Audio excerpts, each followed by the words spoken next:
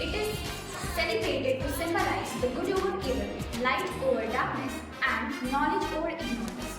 This year, our school, Jaipuria, is going to celebrate Freaky Diwali, where E refers to empathy, A stands for attitude, K for kindness, and Y for young. We are here to tell you about positive attitude.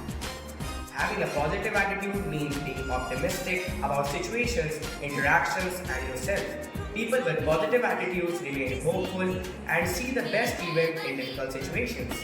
This Diwali, may you be blessed with good fortune, happiness, prosperity, and a lots of positive mental attitude.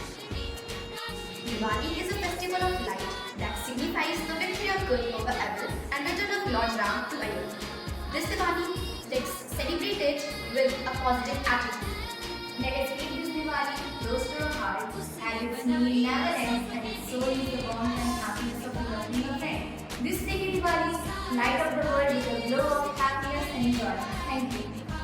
Good. Light up the lamps of joy and let there be happiness everywhere. This Diwali, let's welcome hot switch in peace and positive attitude to our abode called heart. Let's drive away all the negativity and shine like stars and light like